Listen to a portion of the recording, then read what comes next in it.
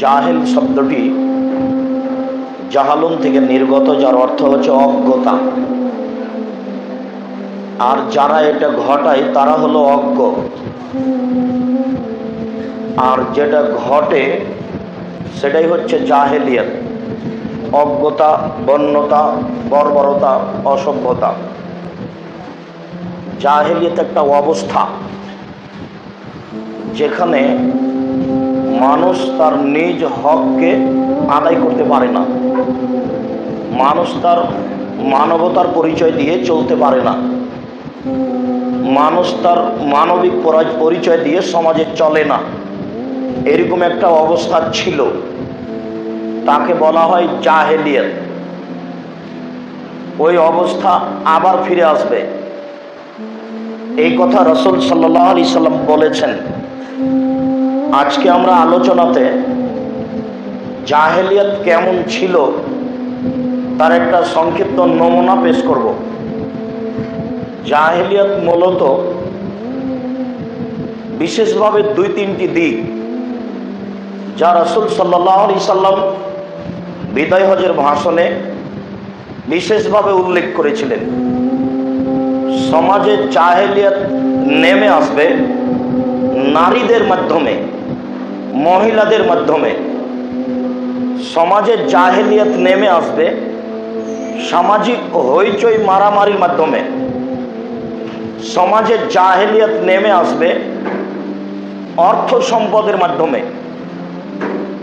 এই তিনটি মূলত জাহেলিয়াত সমাজে ছড়িয়ে যাওয়ার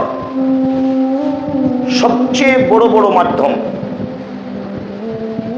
এই তিনটি পথ দিয়েই আর অন্যান্য পথগুলি বের হয়ে আসে। আমরা আলোচনায় আল্লাহ তাআলা জাহেলিয়াতের যুগের বেশ কিছু নকশা পেশ করেছেন, মানে কেমন ছিল সেটা। আজকের আলোচনায় আমরা প্রথমে পেশ করব নারীদের ব্যাপারে জাহেলিয়াত কেমন ছিল। নারীদের ব্যাপারে বন্যতার যুগে, বর্বরতার যুগে অবস্থা কেমন ছিল। আল্লাহ তাআলা নারীদের একটা অবস্থা কোরআন মাজিদে স্পষ্টভাবে পেশ করেছেন। আল্লাহ তাআলা বলেন, ওয়াইযা বুশিরা আহাদুহুম বিল উনসা যাল্লা ওয়াজহুহু মুসফাদ্দান ওয়া হুয়া কাযীম। জাহেলিয়াতের যুগে, বন্যতার যুগে, বর্বরতার যুগে, অসভ্যতার যুগে যখন কোনো মেয়ের পিতাকে বলা হতো যে তোমার মেয়ে সন্তান জন্ম নিয়েছে, তখন পিতার মুখ কালো হয়ে যেত, যেন সে বিষ পান করেছে। বিষের একটা প্রতিক্রিয়া রয়েছে, বিষের একটা ক্ষমতা রয়েছে। মানুষ যদি বিষ পান করে তাহলে তার শরীরের আকৃতি পরিবর্তন হয়ে যাবে। এই লোকগুলি হাঁটাহাঁটি করছে কোথায়, কেন, এদের কি প্রয়োজন? আর ওইখানেই বাইরেই বা দু একজন দাঁড়িয়ে আছে কেন, এখানেই বা দাঁড়িয়ে আছেন কেন? সালাম দেওয়ার পরে আপনার তো আর কোনো কাজ চলার কথা নয়। আপনি অন্য কোনো কাজ করে আমাকে ভালোবাসা দেখাবেন না, দয়া করে। আমি সালাম দেওয়ার পরে আপনার যে কোনো জরুরি কাজ ত্যাগ করতে হবে। মা যদি মরার খবর আছে তাহলে এই বিষয় নিয়ে এখন আর আলোচনা হবে না। বক্তব্য শেষ হবে, তখন মাকে কোথায় মাটি দেবো সেটাই হিসাব করতে হবে, এখন নয়। আপনি আমাকে নিজের কাজ দেখাচ্ছেন মানে?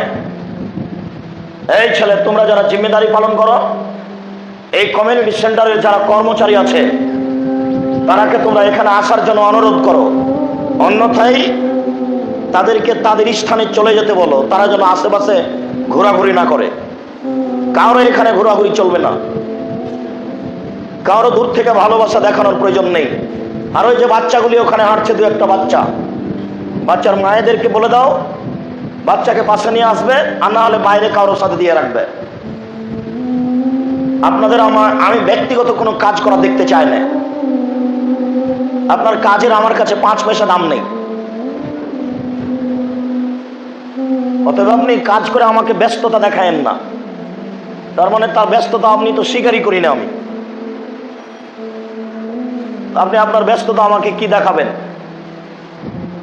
সালাম দেওয়ার সাথে সাথে 2-1 মিনিটের মধ্যে নিজ নিজ স্থান গ্রহণ করে নেওয়া উচিত ছিল। যা করেছেন এটা অন্যায় হয়েছে। আসলে আমাদেরই ব্যর্থতা, জাতিকে বুঝাতে পারলাম না শরীয়ত কি জিনিস, ইসলামী বিধান কি জিনিস। যদিও আমি শতবার বলেছি আপনাকে যে ইসলাম ধর্ম এমন একটি ধর্ম যাতে 1 গ্লাস পানি পান করলে 5টা বিধান লাগে। আপনাকে শতবার বলেছি, যে কোনো মোবাইল চালু করলে আপনি পাবেন যে আব্দুর রাজ্জাক সাহেব বলছেন 1 গ্লাস পানি পান করলে কয়টা বিধান লাগে? 5টা বিধান লাগে। 1, ডান হাতে গিলাস ধরতে হয়। 2, বিসমিল্লাহ বলতে হয়। 3 শ্বাসে পান করতে হয়। 4, বসে পান করতে হয়। 5, পান শেষে আলহামদুলিল্লাহ বলতে হয়। 1 গ্লাস পানি পান করতে যদি ধর্মে এত বিধান লাগে, তাহলে বাকি কাজগুলি পীর সাহেবের দোহাই দিয়ে কেমনে চলে? তাহলে পুরুষ নারীর একাকার হয়ে জিকির কেমনে চলে? তাহলে বড় হুজুরের দোহাই দিয়ে ধর্ম কেমনে চলে? আল্লাহ তাআলা ওমর আবু বকর সিদ্দিককে সমর্থন করেননি, পৃথিবীর কোন মানুষকে আল্লাহ তাআলা সমর্থন করেননি। আল্লাহ বলেছেন, ওমা আতাকুমুর রাসূল ফাখুযুহু ওমা নাহাকুম আনহু ফান্তাহু। রাসূল মুহাম্মদ সাল্লাল্লাহু আলাইহি ওয়াসাল্লাম যা দিয়েছেন তা তোমরা গ্রহণ করো। যদি কিছু করতে যাও তাহলে আগে দেখো তিনি দিয়েছেন কিনা। যেমন আজান শুরু করব আল্লাহু আকবার বলে, তো আজানের পূর্বে আপনারা উঠুন, ঘুমের চেয়ে নামাজ উত্তম, এই কথা বলবো কিনা তা আগে দেখে নিতে হবে তিনি বলেছেন কিনা। আমার ভালো মনে করে বলার 5 পয়সা দাম নেই। আমাকে আল্লাহ তাআলা সমর্থন করেননি, ওমর আবু বকরকে সমর্থন করেননি, তো আমাদের তো কোনো হিসাবই নেই। আল্লাহু আকবার এত পাওয়ারফুল শব্দ, এত বড় পাওয়ারফুল শব্দ যে তার পূর্বে বিসমিল্লাহ চলে না। আপনি যে আজান আরম্ভ করবেন তার পূর্বে বিসমিল্লাহ বলতে হবে, এটার প্রয়োজন নেই। মানুষ যদি জানতো যে আল্লাহু আকবার এটা কেমন শব্দ, তাহলে কখনো গাড়িতে, বাড়িতে, রাস্তাঘাটে, মসজিদে মেহরাবের ডান দিকে লিখতো না আল্লাহ আর বাম দিকে লিখতো না মোহাম্মদ। তাহলে ডান দিকে লিখতো আল্লাহ আর বাম দিকে লিখতো আকবর। ডান দিকে আল্লাহ আর বাম দিকে মোহাম্মদ, এর অর্থ হলো ডান দিক থেকে অনুবাদ করেন আল্লাহ হলেন মোহাম্মদ, বাম দিক থেকে অনুবাদ করেন মোহাম্মদ হলেন আল্লাহ। আমি রাজশাহী নওগাঁ জেলা থেকে যাচ্ছি, ফজরের টাইমে এক মসজিদে সালাত আদায় করার পরে হাফেজ সাহেবকে বলছি, হাফেজ সাহেব মসজিদের মেহরাবের ডান দিকে লেখা আছে আল্লাহ আর বাম দিকে লেখা আছে মোহাম্মদ, এটা কেমন হয়েছে? তখন হাফেজ সাহেব বলছেন ভালোই হয়েছে। আমি বললাম যে অনুবাদ করেন তো, ডান দিক থেকে আল্লাহ হলেন মোহাম্মদ, বাম দিক থেকে অনুবাদ করেন তো মোহাম্মদ হলেন আল্লাহ, কেমন হয়েছে? ভালোই তো। আমি বললাম তাহলে এবার মোহাম্মদ উঠিয়ে দেন, যে আকবার লিখেন, এবার ডান দিক থেকে অনুবাদ করেন আল্লাহ হলেন সবচেয়ে বড়, বাম দিক থেকে অনুবাদ করেন সবচেয়ে বড় হলেন আল্লাহ, ডান দিক থেকে অনুবাদ করেন আল্লাহ হলেন সবচেয়ে বড়, বাম দিক থেকে অনুবাদ করেন সবচেয়ে বড় হলেন আল্লাহ। কেমন হলো? বলে ভালোই তো। তার মানে তার কাছে কোনো অনুভূতি নেই। এই জন্য শুধু হিফজখানা খোলা, শুধু কোরআন মাজিদ মুখস্থ করার ব্যবস্থা করা, এটাও জাহেলিয়াত। ও যদি কোরআন মাজিদকে 3 ঘন্টার মধ্যে পড়ে দিতে পারে না দেখে, এরপরেও তার কাছে কোনো ধর্মকর্ম আসেনি। কোরআন হিফজ করার পরে অন্তত 12 থেকে 16 বছর মাদ্রাসায় পড়তে হবে এবং জীবন বাজি রেখে পড়তে হবে যে আমাকে কিছু শিখাই লাগবে, নইলে এই হাফেজের মতো হবে। সবটাই নাকি ভালোই তো। এই জন্য শুধু হিফজখানা খুলে রাখা, এটাও জাহেলিয়াত। হিফজখানার সাথে সাথে অন্তত 5ম শ্রেণী পর্যন্ত কোরআন হাদিস শিখার ব্যবস্থা থাকতে হবে। এরপরে অন্য স্থানে যাবে, তারপরে অন্য স্থানে যাবে। মানুষ তো জানে না আল্লাহ মোহাম্মদ কত বড় জাহেলিয়াত, কত বড় বন্যতা, কত বড় বর্বরতা, কত বড় অসভ্যতা। যারা দিন প্রচার করছে তারা নিজেরাও জানে না তার ধর্মের অবস্থা। সমাজে যারা বসবাস করছে তারা তো করছেই। যেমন এটা একটা বৈঠক, আমরা এখন দিনই কথা বলছি, কেউ বই বিক্রি করা প্রয়োজন মনে করছে, কেউ কারোর সাথে গল্প করা প্রয়োজন মনে করছে, কেউ নিজের কাজ দেখা প্রয়োজন মনে করছে। আর এই দেশের যে তাফসির মাহফিল, এই তাফসির মাহফিলে লোকগুলিকে আরো বোকা বানিয়েছে। তাফসির মাহফিল মানে হলো এই যে এইসব জিলাখার মিথ্যা কাহিনী বলো, মাঝে মধ্যে কান্নাকাটি করো আর বাদাম খাও আর এদিক ওদিক ঘুরো। যারা মহিলা মানুষ তারা তো কেউ বাপের বাড়িতে এসেছে, কেউ শ্বশুর বাড়িতে এসেছে, তারা মনে করে যে জালসা মানে ওইদিকে যাবো, কিছু গল্প করব, এটা একটা গল্প করার সুযোগ। ভাবির সাথে, খালার সাথে, প্রভুর সাথে বাড়িতে ব্যস্ততাতে দিন কাটে, শিক্ষকতা আছে, কলেজের চাকরি আছে, ব্যাংকের চাকরি আছে, ম্যানেজারের ধাক্কা খেতে হয়, নানান ধাক্কা খেয়ে এই অবসর সময়ে বক্তব্য শুনতে এসেছে, তার মানে গল্প। সবারই বক্তব্য মানে, তাফসির মানে কিছু গল্প, কিছু বাদাম আর কিছু কান্নাকাটি। এখন কেউ যদি আপনার আইয়ুব আলাইহিস সালামের স্ত্রী রাহামার গল্প শোনায়, তাহলে স্বাভাবিক চোখের পানি আসতেই পারে। রাহামা দেখলেন বাড়িতে কোনো খাবার নাই, তিনি খাওয়ার জন্য চলে গেলেন বাইরে, সারাদিন খুঁজলেন, কোনো খাবার পেলেন না। একজন মহিলা বলল, যদি আপনি আপনার মাথার চুল কেটে দিতে পারেন, আপনার মাথায় লম্বা লম্বা চুল রয়েছে, তাহলে আমি খাবার দিব। রাহামা ভাবলেন যেহেতু আমাকে খাবার নিয়ে যেতে হবে, যদি খাবার না নিয়ে যাই স্বামী ক্ষুধার্ত থাকবেন, নিরুপায় হয়ে রাহামা মাথার চুল কেটে দিলেন। এইদিকে ইবলিস আইয়ুব আলাইহিস সালামকে বলে দিল, আপনি জানেন কি ঘটেছে, কি হয়েছে? আপনার স্ত্রী রাহামা জেনা করেছে, তাই ধরা পড়েছে, তাই এলাকার লোক মাথার চুল কেটে নিয়েছে। রাহামা যখন স্বামীর কাছে আসলেন, স্বামী মাথায় হাতে দেখলেন সত্য সত্যি রাহামার মাথার চুল নেই। তিনি বুঝলেন সত্যি আমার স্ত্রী জেনা করে অন্যায় ধরা পড়ে মাথার চুল কেটে নেওয়া হয়েছে। মুফাসসির আরো বললেন, রাহামার মাথার চুল ধরে স্বামী উঠতেন বসতেন, নাউজুবিল্লাহি মিন জালিক। কেউ যে একটা হিসাব করে না যে রাহামা যদি স্বামীকে নিজে ধরে উঠান বসান তাহলে এটা সহজ, চুল ধরে উঠা বসা করা অসুস্থ মানুষ এটা তো কঠিন। এটাই ভালো হয়ে গেল কি করে? আর স্বামীর খাওয়ার জন্য রাহামাকে মাথার চুল কেটে দিতে হবে, এর চেয়ে নোংরা, জঘন্য, বর্বর, অসভ্য, মিথ্যা কথা একজন নবীর নামে হতে পারে? অথচ মুফাসসির সাহেব নির্দ্বিধাই বলছে, একটুকু ভাবেন না। আরে উঁটি তো নাই, তো ইব্রাহিম আলাইহিস সালাম 3 দিন 300 উট কুরবানি করলেন কি করে? মানুষই তো নেই। আচ্ছা উঁট থাকার জন্য মানুষ লাগবে না? আচ্ছা মানুষই নাই তো উঁট আসলো কোথা থেকে? এটা হিসাব নিকেশ করতে হবে না? উনি যে বলছেন যে 3 দিন 300 উট কুরবানি করলেন, তো মানুষ কোথায়? এমনিতে উনি বলতে লাগলেন যে হারুত মারুত জোহরা নামক মেয়ের প্রেমে পড়েছে। হারুত মারুত দুইজন ফেরেশতা জোহরা নামক মহিলার প্রেমে পড়েছে। একটুকু কেউ হিসাব নিকাশ করে না। এইসব মুফাসসিররা এই পরিবেশকে নষ্ট করেছে, এইসব মিথ্যুক বক্তারা এই পরিবেশকে নষ্ট করেছে। না জনগণ বুঝে বক্তব্য কি জিনিস, না বক্তারা মুফাসসিররা বুঝেন যে বক্তৃতা কি জিনিস, কেউ বুঝে না।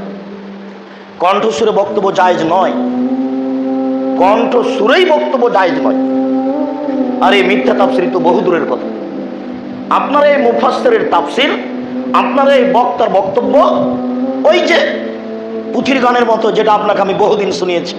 আমরা রাজশাহী চাঁপাই নবগঞ্জের মানুষ, পুঁথির গান ধান টান কেটে মেড়ে রেডি করে খড়গুলি এক জায়গাতে জমা করে গ্রামের লোকেরা বাড়ির সামনে, বাড়ির চত্বরে, খুলিতে গলিতে বসে পুঁথির বই পড়ে।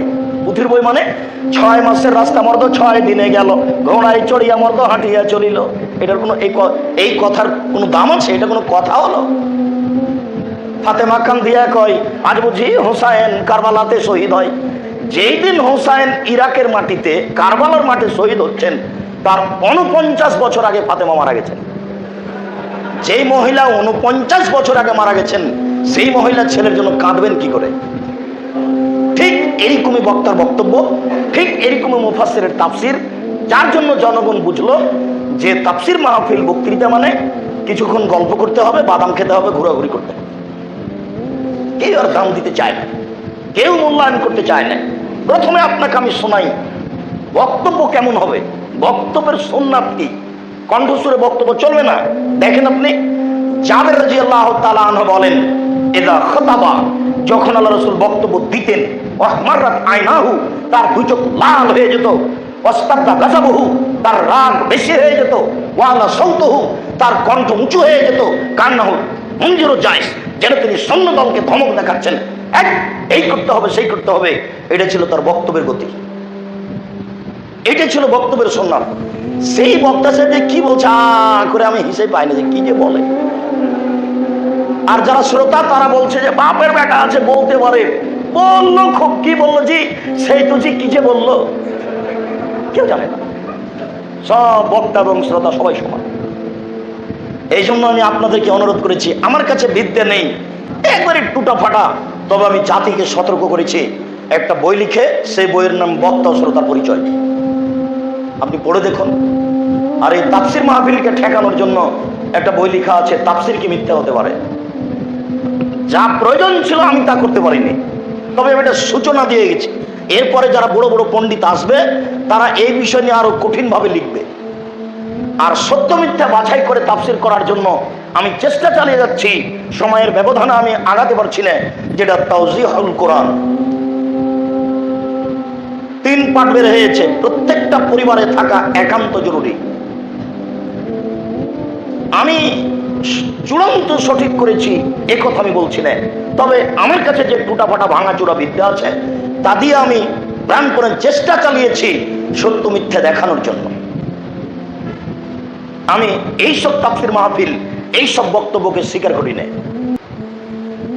এই কথা বলার পরে দ্বিতীয় যেটা কথা আপনাকে জরুরি বলছি, সেটা হচ্ছে জনগণ বুঝে না আল্লাহ রাসূলের কথার কত দাম। বক্তা নিজেও বুঝেন না যে আল্লাহ রাসূলের কথার কত দাম। একটু শোনেন, আপনাকে একটু দেখাই আল্লাহ রাসূলের কথার কত দাম। মুআয ইবনে জাবাল রাদিয়াল্লাহু তাআলা আনহু বলছেন, আমি এবং আল্লাহ রাসূল একটা গাধার উপরে চড়েছিলাম। গাধার সামনের দিকে আছেন আল্লাহ রাসূল, আর আমি আছি পিছনে। বড় মানুষকে সামনে থাকতে হয়। মোটর সাইকেল চালাইলে, হোন্ডা চালাইলে বড় মানুষকে চালাতে হতো, নিজেই তো জানেন না, যে জন্য সাধারণ মানুষ দিয়ে চালাই। তো যা জানে না যখন মেনে নিতে হবে। রাসূল সাল্লাল্লাহু আলাইহি ওয়াসাল্লাম গাধার সামনের দিকে আছেন, আর মুআয ইবনে জাবাল গাধার পিছনে আছেন। একটা গাধার উপরে, বলেন তো দুইজনের মাঝে কতটুকু ছাড়াছাড়ি? একেবারেই লাগালাগি। এখন আল্লাহ রাসূল বলছেন মুআয রাদিয়াল্লাহু আনহু বলছেন লাব্বাইক ওয়া সাদাইক, যে আল্লাহ রাসূল আমি রেডি, প্রস্তুত। বলেন কি বলছেন? আল্লাহ রাসূল বলেন মুআয রাদিয়াল্লাহু আনহু বলছেন লাব্বাইক ওয়া সাদাইক, যে আল্লাহ রাসূল আমি রেডি, প্রস্তুত। বলেন কি বলছেন? মুআয লাব্বাইক ওয়া সাদাইক, যে আল্লাহ রাসূল আমি রেডি, প্রস্তুত। বলেন কি বলছেন? এখন আল্লাহ রাসূল কথা বলেননি, তিনি বলবেন তাই একজন সাহাবীকে রেডি করছেন, তার কথা যেন ভুলে না যায়, কথাটা যেন অগ্রহণীয় না হয়। দেখেন আর একটু কথা শুনেন, এই ছেলেরা সতর্ক থাকো, খবরদার আর একজন কি গায়ে দিয়ে আছে এদিকে লক্ষ্য করতে পাবা না, তোমরা কারো গায়ে হাত দিতে পাবা না। এখন একবার রেডি থাকো, পাখি যেন তোমাকে মনে করে তুমি পাথর। আর 19-20 চলবে না। আমার চেয়ে বেশি ক্লান্ত এই কথা বললে দাবি মিথ্যা হবে। আমি তো ভোর 4টায় উঠেছি, 3:30টায় উঠেছি, আর 5টায় গাড়িতে উঠেছি। গাড়ি থেকে নেমে কথা বলছি। আপনি যদি বলেন আপনার চেয়ে আমি ক্লান্ত, তাহলে আপনার কথা মিথ্যা প্রমাণ হবে। অতএব নিজের কর্মকে প্রাধান্য দিবেন না, রেডি থাকেন। যেই কথাটা এখন মধ্যে বলতে যাচ্ছি সেটা হলো এই, সাহাবীগণ আমাদের চেয়ে বেশি সচেতন না আমরাই বেশি সচেতন? সাহাবীগণ, শুধু বেশি বললে ভুল হবে, লক্ষ গুণ বেশি। এরপরেও আল্লাহ রাসূল বলছেন রেডি, জি রেডি, রেডি, জি রেডি, রেডি, জি রেডি। এখনো কথা বলেননি, এখনো কথা বলেননি, শুধু বলছেন। বলতে পারো মা হাক্কুল্লাহ আলাইনা ও মা হাক্কুনা আলাইহি, আল্লাহ আমাদের কাছে কি পান আর আমরা আল্লাহর কাছে কি পাই, এটা কি বলতে পারো? পরস্পর পাওনাটা কি? আমরা আল্লাহর কাছে কি পাই আর আল্লাহ আমাদের কাছে কি পান, এটা কি বলতে পারো? তখন মুআয ইবনে জাবাল বলছেন লা, জি না, জি না, জি না, আল্লাহ এবং আল্লাহ রাসূল আলাম, আমরা বলতে পারি না, আল্লাহ এবং আল্লাহ রাসূল ভালো জানেন। না না না না, আমার জানা নাই। আমরা যে কি পাই, তিনি যে কি পান তা আমি জানি না। তখন আল্লাহ রাসূল বলছেন শোনো, হাক্কুল্লাহ আলাইনা, আল্লাহর হক আমাদের উপরে যে আমরা শিরক করব না, আর আমাদের হক আল্লাহর উপরে যে তিনি শাস্তি দিবেন না, এটা হলো পরস্পর পাওনা। আমাদেরটা হলো তিনি শাস্তি দিবেন না, এটা আমরা পাই।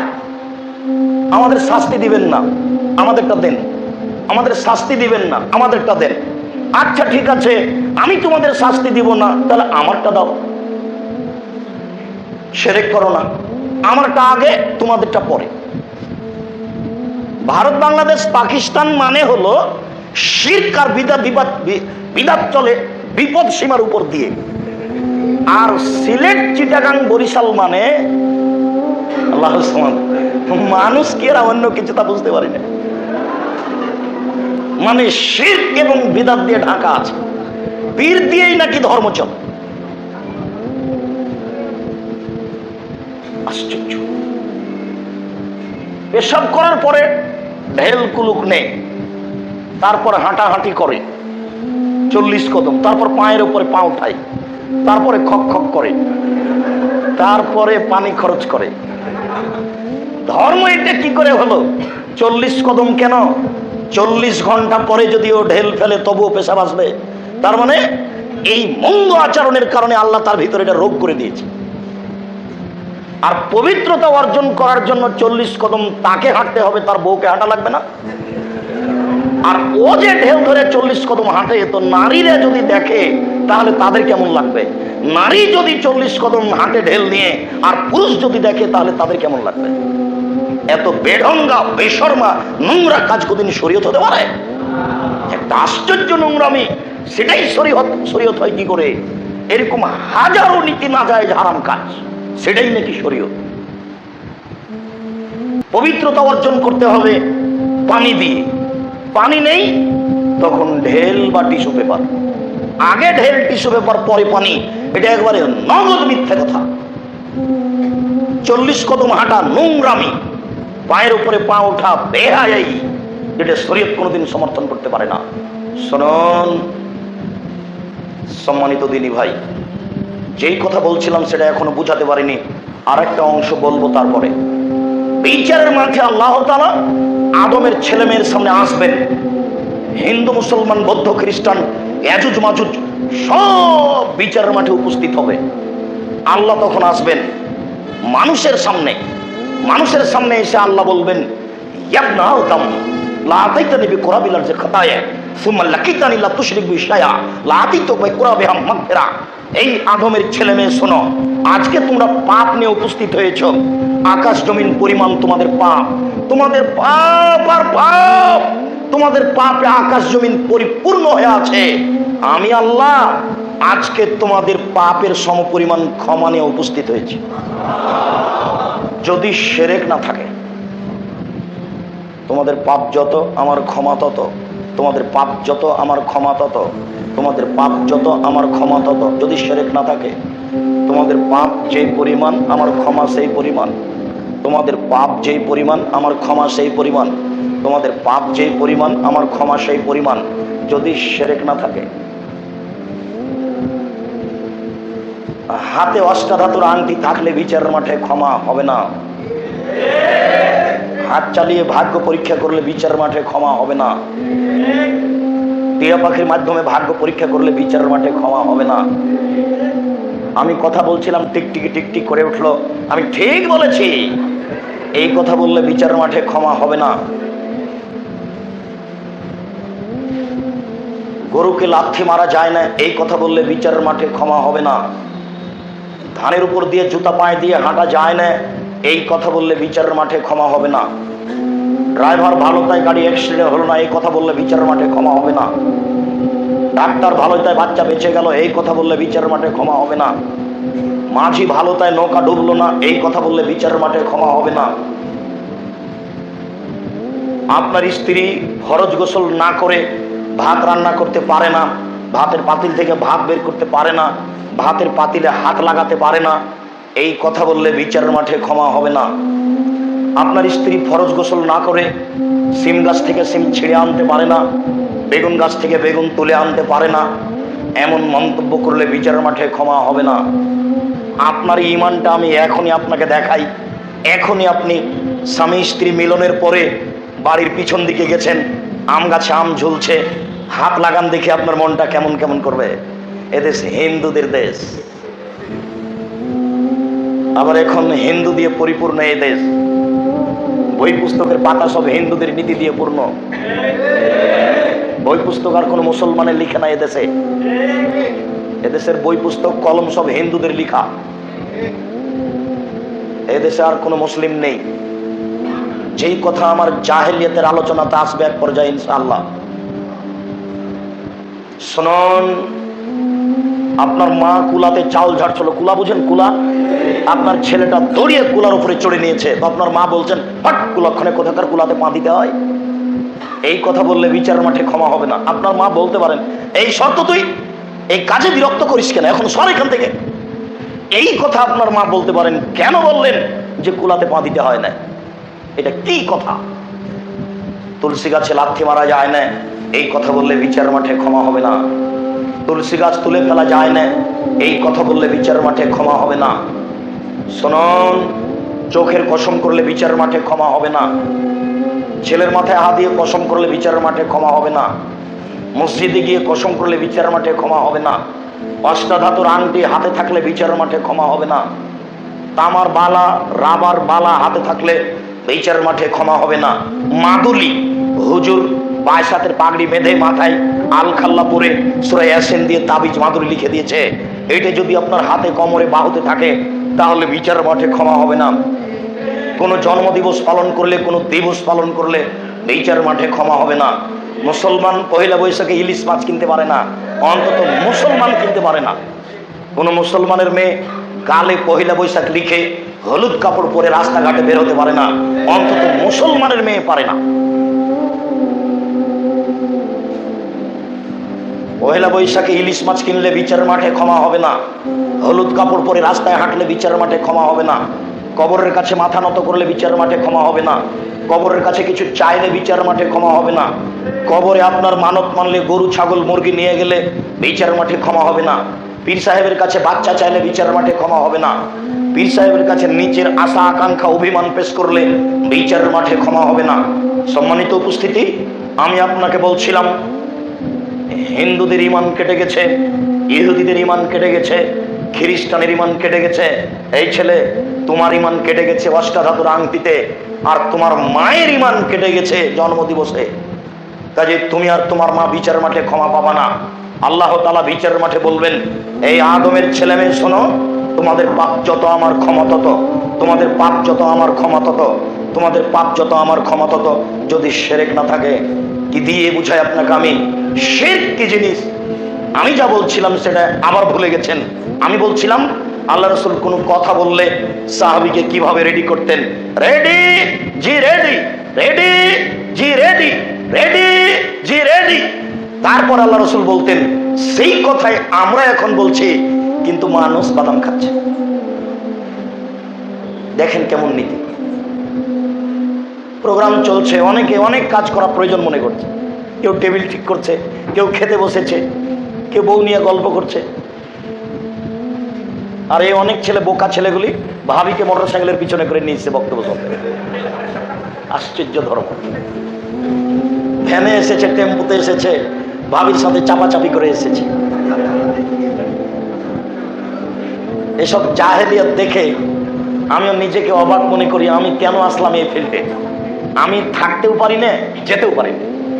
তার মানে এটা ধর্ম নয়। উনি যা বলছেন সেটাও ধর্ম নয়, যেই যে পরিস্থিতি সেটাও ধর্ম নয়। আপনাকে আমি কি দিয়ে বুঝাই রাসূল সাল্লাল্লাহু আলাইহি ওয়াসাল্লামের কথার কত দাম, এবং সাহাবীগণ কিভাবে কথা মূল্যায়ন করতেন। জনগণ তো ধর্মের দাম দেয় না, দেই না। জনগণ তো ধর্মের দাম দেয় না, দেই না। হুজুরও যে দেয় না, হুজুরও ধর্মের 5 পয়সা দাম দেয় না। একটু দেখবেন, 1 মিনিট। হুজুর যে ধর্মের 5 পয়সা দাম দেয় না, একটু দেখাই, একটু 1 মিনিট। একদিন এদিকে লক্ষ্য করেন। রাসূল সাল্লাল্লাহু আলাইহি ওয়াসাল্লাম 23 বছর ইমামতি করেছেন। কতদিন? 23 বছর। এক বছরে কতদিন?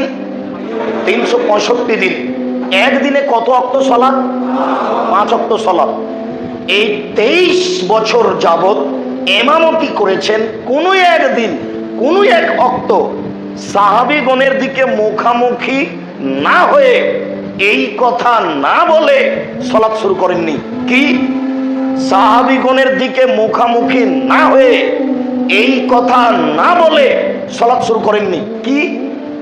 সাহাবীগণের দিকে মুখামুখি না হয়ে এই কথা না বলে সালাত শুরু করেননি। কি? সেটা হলো এই, কাতার সোজা করুন, প্রাচীরের মতো হয়ে দাঁড়ান। কাতার সোজা করুন, প্রাচীরের মতো হয়ে দাঁড়ান। ফাঁকা বন্ধ করুন, শয়তানের জন্য ফাঁকা ছাড়বেন না। আল্লাহর কসম, আল্লাহর কসম, আমি মোহাম্মদ বলছি, আল্লাহর কসম। ওই যে দুইজনের ফাঁক দিয়ে শয়তান ঢুকছে ছাগলের বাচ্চার মতো। ওই যে দুইজনের ফাঁকা দিয়ে শয়তান ঢুকছে ছাগলের বাচ্চার মতো। মান সাদ্দা ফরজাতান বানাল্লাহু লাহু বাইতান ফিল জান্নাহ। কেউ যদি দুইজনের ফাঁকা বন্ধ করে তাহলে আল্লাহ তার জন্য জান্নাতে ঘর বানাবেন। আব্দুল্লাহ ইবনে উমর বলছেন যে ইয়ামসাহু আনাকে বানা, তিনি আমাদের সাথে লেগে আমাদের কাঁধে হাত দিয়ে কাতার সোজা করতেন। তিনি বলতেন ফালা তাকতালিফু, আগে পিছে হয়েও না, ফাতাকতালিফা কুলুবুকুম, তাহলে অন্তর আগে পিছে হয়ে যাবে। কাঁধে হাত লাগিয়ে বলতেন কাতার সোজা করুন, প্রাচীরের মতো হয়ে দাঁড়ান, ফাঁকা বন্ধ করুন, শয়তানের জন্য ফাঁকা রাখবেন না। আল্লাহর কসম, আল্লাহর কসম, আল্লাহর কসম। ওই যে দেখতে পাচ্ছি শয়তান দুইজনের ফাঁকা দিয়ে ঢুকছে। ওই যে শয়তান ঢুকছে ছাগলের বাচ্চার মতো হয়ে। এই কথাগুলি না বলে জীবনে কোনো একদিন এক ওয়াক্ত সালাত শুরু করেননি। চিটাগাং শহরের যে কোনো মসজিদে আপনি চলেন, আপনি 30 বছর 40 বছর থেকে সাক্ষী, যখন একামাত হচ্ছে তখন 22 হাতের একটা অপরিষ্কার পাগড়ি পড়ে আছে ওখানে, উনি পেঁচাচ্ছেন, পেঁচাতে পেঁচাতে যেমন একামাত শুরু হয়েছে তেমন বলছেন আল্লাহু আকবার। জীবনে কোনোদিন এই কথা বলেননি কাতার সোজা করুন। উনি ঘুরেই দাঁড়ান না, দুইজনের মাঝে জায়গা জায়গাতে আরো দুইজন ধরবে। চলেন ঢাকা বাইতুল মুকাররমে, দুইজনের মাঝে আরো 10 জন ধরবে। দেখেন হুজুর ধর্মের 5 পয়সা দাম দেয় না। বুখারী, মুসলিম, আবু দাউদ, নাসাঈ, তিরমিজি, ইবনে মাজাহ, বাইহাকি, দারমি, দাইলামি, দারিকুতনি, মুসনাদ সাহিবা, সহিহ ইবনে হিব্বান, সহিহ ইবনে আওয়ানা, মুসনাদ হাকিম, মুসনাদ বাজ্জার, মুসনাদ আহমদ, এমন কোনো হাদিস গ্রন্থ নেই যেখানে আল্লাহ রাসূলের এই কথাগুলি নেই। এরপরেও হুজুর 5 পয়সা দাম দেয় না। জনগণ তো ধর্মের দাম দেয় না, দেই না, হুজুর ধর্মের দাম দেয় না। হুজুর ধর্মের দাম কিভাবে দেয়? আসসালামু আলাইকুম, এলো ধর্ম, এলো। কিভাবে মিথ্যা কথা আর কর্ম দিয়ে পরিপূর্ণ করলো। মকসুদুল মুমিনিন বই দেখেননি? মকসুদুল মুমিনিন কত মিথ্যা কথা নিবেন। তার একটা আপনাকে দেখাই, এক ওয়াক্ত নামাজ কাজা হলে 80 হোক বা জাহান্নামে থাকতে হয়, নগদ মিথ্যা কথা। মকসুদুল মুমিনিন বই আপনি খুলে দেখেন, একটা হেডলাইন পাবেন, হেডলাইন অবিবাহিত ছেলে মেয়ের পড়া নিষেধ। হেডলাইন হলো কি? অবিবাহিত ছেলে মেয়ের পড়া নিষেধ। যেই খুলে সে দেখতে চাই কি আছে বাবা এখানে, এইখানে বা কি আছে। মানে হেডলাইনটাই মিথ্যে, হেডলাইনটাই ঠিক হয়নি। এখন এখানে শুরু হচ্ছে, লিখছেন এভাবে, চন্দ্রগ্রহণে স্ত্রী মিলন ঘটলে ছেলে ভ্যাংচা হয়, সূর্যগ্রহণে স্ত্রী মিলন হলে ছেলে টেরা হয়, ভরা পেটে স্ত্রী মিলন হলে ছেলে কানা হয়, সফরের পূর্বে স্ত্রী মিলন হলে ছেলে ল্যাংড়া হয়। নাউজুবিল্লাহ মিন যালিক। পুরো 7-8 পৃষ্ঠায় সব কথাগুলিতে পূর্ণ লিখেছে। সবই মিথ্যা কথা, একবারে কোরআন মাজিদের উল্টা। আল্লাহ তাআলা কোরআনে বলছেন নিসাউকুম হারসুল লাকুম ফাতু হারসাকুম আন্না শিতুম। পৃথিবীর মানুষ, তোমাদের স্ত্রী তোমাদের জমি, তোমাদের স্ত্রীরা তোমাদের ক্ষেত, তোমরা তোমাদের স্ত্রীদের নিকটে আসো তোমাদের ইচ্ছে মতো। সকালেই কি, দুপুরেই কি, রাতেই কি, চন্দ্রগ্রহণে কি, সূর্যগ্রহণে কি, ভরা পেটেই কি, খালি পেটেই কি, যেভাবে তোমাদের ইচ্ছা তোমাদের মন চাই সেইভাবে তোমাদের স্ত্রীদের নিকটে আসো। এই কথা আল্লাহ বলছেন, আর মকসুদুল মুমিনিনে এইভাবে লেখা আছে। জনগণ তো ধর্মের দাম দেয় না, দেই না। আলেম ওলামাও ধর্মের দাম, কেউ ধর্মের দাম দেয় না। এমনিতেই পশু প্রাণীর মতো মানুষের দিন কাটছে, পশু প্রাণীর মতো খায় পায়খানা করে দিন কাটায়। বাপ মায়ে বিবাহ দিয়েছে, শ্বশুর বাড়ি গেছে, বাসর ঘরে গেছে, ছেলে হয়ে গেছে, বাস। ও যে মা তো নিজেই জানে না মা কাকে বলে। মার যে কি কাজ, বাপের যে কি কাজ, কোনোদিন 1 মিনিট ভেবেও দেখে না। আদর্শ পরিবার বক্তব্যগুলি যদি আপনি মোবাইল থেকে শোনেন বা পিস টিভিতে দেখেন, আমি আপনার অনেক উপকার করার চেষ্টা করেছি। আল্লাহ আপনাকে কবুল করুন। আপনাকে আপনার স্ত্রীকে আমি অনেক কথা বলেছি, আপনাকে আর আপনার স্ত্রীকে আমি অনেক কটাক্ষ নজরে দেখে বলেছি কথা। দেখুন, আল্লাহর নবীকে বলা হয়েছিল মান নাজাত, বাঁচার পথ কি। রাসূল সাল্লাল্লাহু আলাইহি সাল্লামকে বলা হয়েছিল বাঁচার পথ কি, কিভাবে আমরা বাঁচতে পারি। তখন আল্লাহ রাসূল 3টা কথা বলেছিলেন। এক, আলজাম লেসানাক, মুখ বন্ধ করো, ভালো কথা ছাড়া মুখে বলো না, গীবত করো না, বদনাম করো না, গালি দিও না। জান্নাত হবে, ইনশাল্লাহ হবে, নিশ্চিত হবে, অবধারিত হবে। আল্লাহর নবী বলেছেন হবে, অতএব হবে। আমি আপনাকে অনুরোধ করেছি মুখ বন্ধ রাখার জন্য। রাসূল সাল্লাল্লাহু আলাইহি সাল্লাম বলেছেন মান ইয়াজমান লি মা বাইনাল লাইয়ি ওয়া মা বাইনার রিজলাই আজমানুল জান্নাহ। পৃথিবীর মানুষ, তোমরা 2টা জিনিসের জিম্মেদারি নাও। আমি মুহাম্মদ সাল্লাল্লাহু আলাইহি সাল্লাম তোমাকে জান্নাতে নিয়ে যাওয়ার জন্য জিম্মেদারি নিলাম। কিভাবে জান্নাতে নিয়ে যেতে হয় সেটা আমি দেখে নিব। তুমি 2টা কাজ করো। 1, মুখে বদনাম করো না। 2, জেনায় লিপ্ত হয়েও না।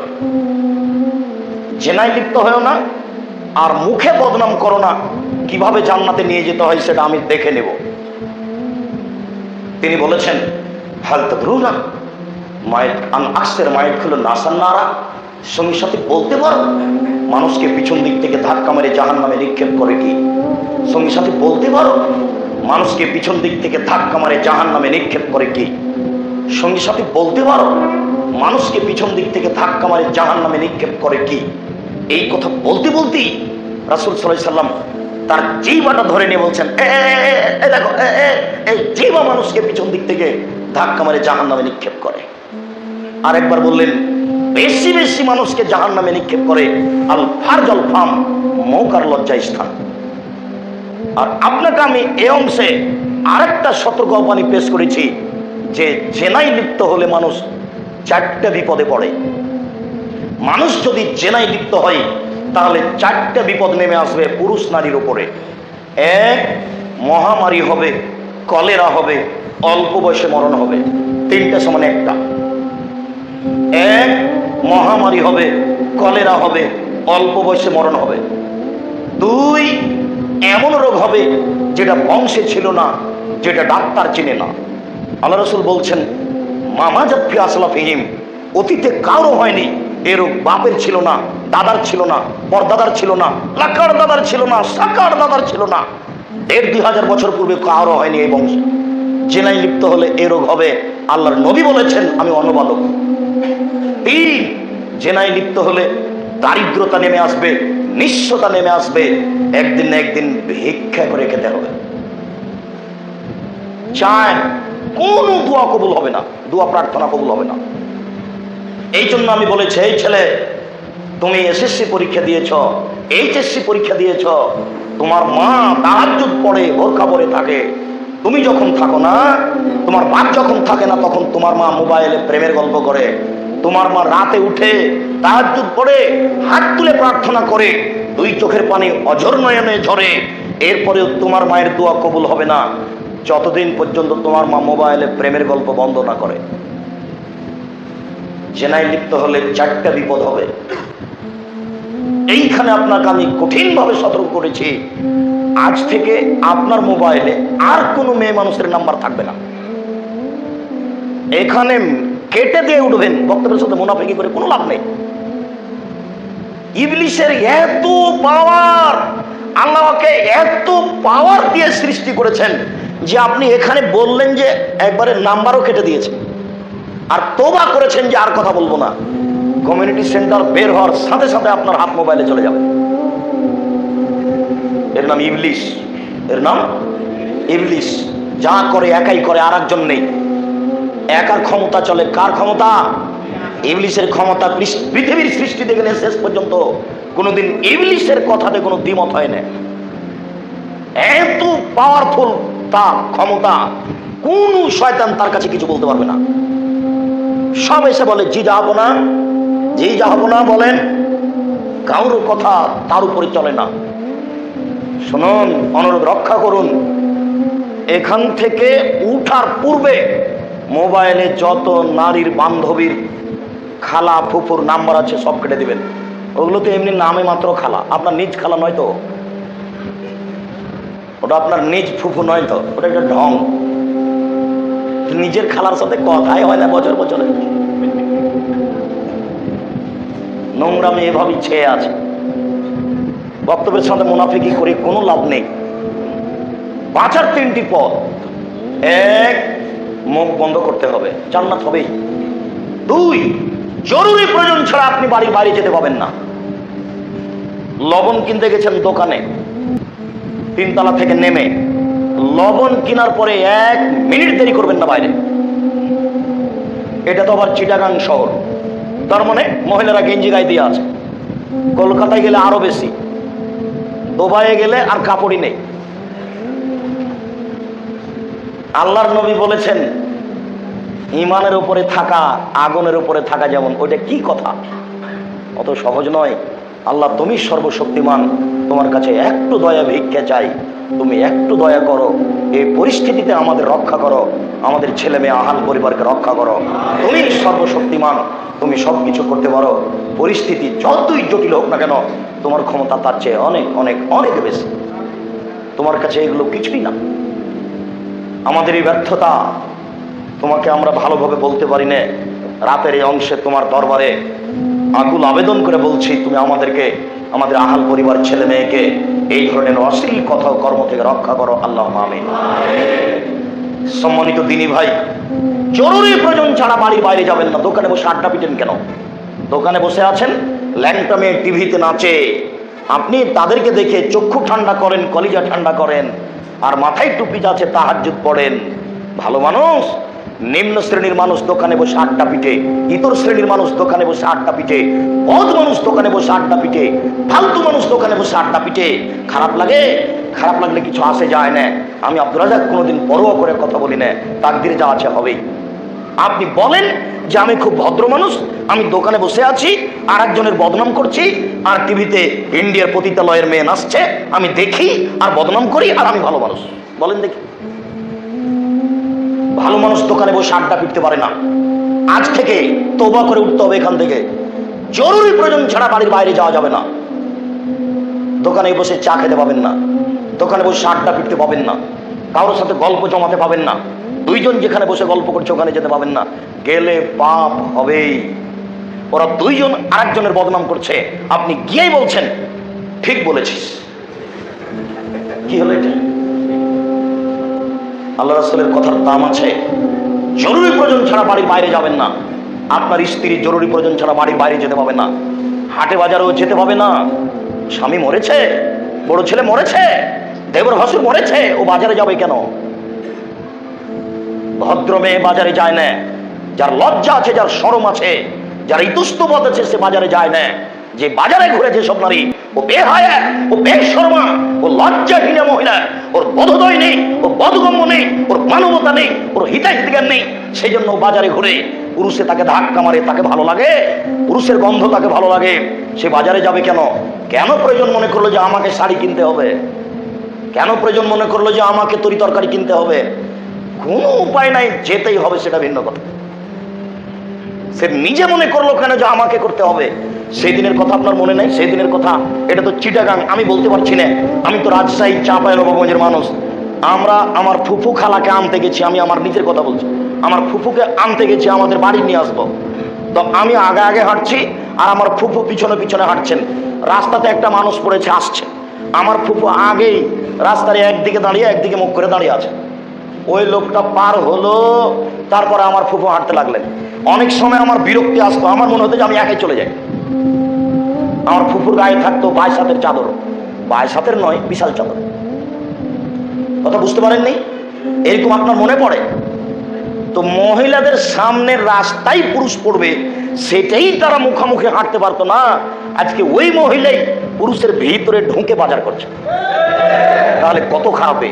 এর ইমান কোথায় গেছে? এই তাকে ভালো লাগে, পুরুষ তাকে ভালো লাগে। পুরুষের গন্ধ তাকে ভালো লাগে, পুরুষের ধাক্কা তাকে ভালো লাগে। নিশ্চিত তার হায়া নেই, নিশ্চিত তার শরম নেই, নিশ্চিত তার ঈমান নেই, নিশ্চিত তার বিবেচনা ধ্বংস হয়েছে। একটু পরে বলবো এটাই হলো জাহেলিয়াত ইনশাআল্লাহ। সম্মানিত দিনী ভাই, জরুরি প্রয়োজন ছাড়া বাড়ির বাইরে যেতে পাবেন না। আর স্বামী হলে 5টা জিনিস লাগে, স্ত্রী লালন পালন করলে 5টা জিনিস লাগে।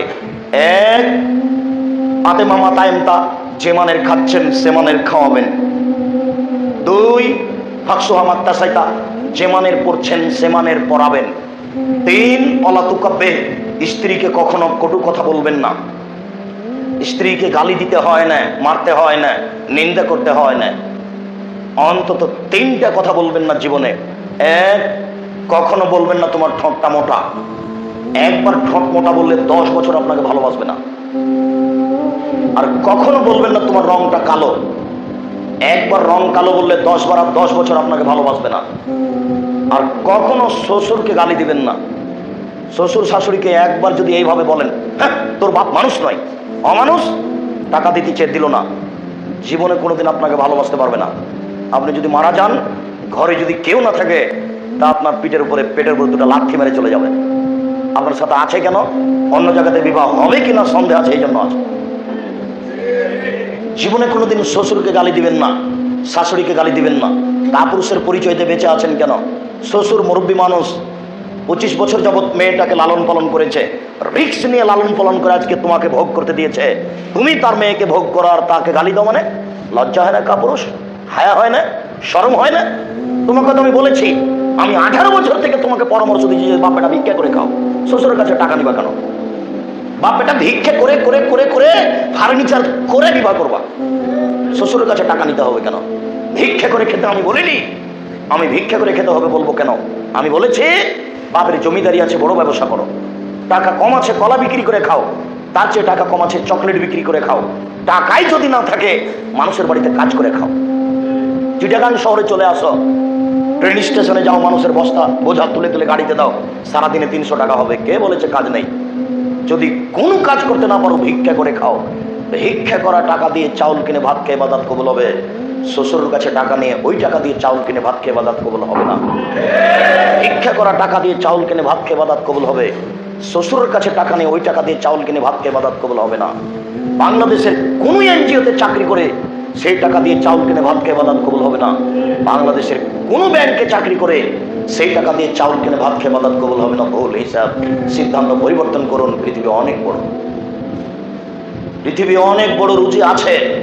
বিলাসিতাকে আপনি রুজি মনে করিয়েন না। মেয়ের জন্য 300 টাকা দিয়ে একটা আইসক্রিম কিনতে হবে, এর নাম পাপ নয়। 7 দিন পরে একখান বিস্কুট নিয়ে যাবো বৈধ টাকা দিয়ে, এরই নাম বাপ। বাপ মানে জমিদার হতে হবে, মেয়ের জন্য একটা আইসক্রিম কিনতে হবে 350 টাকা দিয়ে, এর নাম বাপ নয়, ভুল হিসাব। আর ওর নাম স্ত্রী নয়।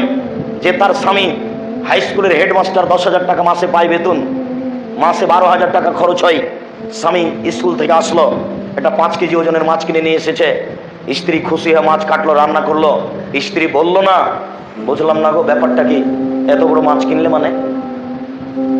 তুমি টাকা কোথায় পেলে? স্কুলের এক ছাত্র 3,000 টাকা দিয়েছে ফর্ম ফিল আপের জন্য। হেডমাস্টার 2,000 টাকা রেখে 1,000 টাকা নিয়ে নিয়েছে পকেটে। বাজারের পাশ দিয়ে যাচ্ছিল, বড় একটা মাছ কিনে নিয়েছে। এই টাকা তো তাকে উপার্জন করতে কষ্ট হয়নি, মাছ কিনে নিয়েছে। স্ত্রী রান্না করছে। স্ত্রী যদি বলতো আমি এই মাছ রান্না করব না, আমি এই মাছ তোমার সামনে মাটিতে পুঁতে দিলাম, আমি গরিবের মেয়ে লবণ ভাতেই খুশি, আমি এই মাছের পূর্ণ তদন্ত ছাড়া মাছ রান্না করব না, তাহলে ঠিক হতো। আল্লাহ রাসূল বলেছেন আসম ফি সালাসা, ধ্বংস 3টে জিনিস রয়েছে। তার 1 নম্বর হচ্ছে ফিলমারা, স্ত্রীর মধ্যে। স্ত্রী যদি আপনাকে সহযোগিতা না করে আপনি কিছুই করতে পারবেন না। ফকিরের জন্য ভাত রান্না করতে পারবেন না। রাত 10টায় মেহমান নিয়ে গেছেন, আপনার স্ত্রীকে বললেন খালেদা একটা মেহমান ছিল, যেমন বলা একবারে নাক সিটকে নিয়ে দিয়ে বসলো, হ্যাঁ তুমি রাত 10টায় মেহমান নিয়ে আসো, কে রান্না করবে? এক ধমক দিলে আর কোনোদিন আনবেন না। অথচ আপনাকে আমি আপনার মায়ের মতো হতে বলেছি। আপনারা ছিলেন 10 ভাই বোন, আপনার বাপ মা হলো 12 জন, আর বাড়িতে ছিল 3 জন কিষান কামলা, 15 জন। আর আপনার বাপ রাতে 2টা ফকির ধরে নিয়ে এসেছেন মসজিদ থেকে, কত হলো? 17 জন। এতগুলি মানুষের ভাত রান্না করতো আপনার মা ঢেঁকিতে ধান ভেঙে, ঢেঁকি বুঝেন, ঢেঁকিতে ধান ভেঙে আপনার মা কোনো দিন ভারী মনে করেনি, কোনো দিন নয়। আজও আপনার মায়ের বয়স 80 বছর, বারান্দায় শুয়ে আছেন।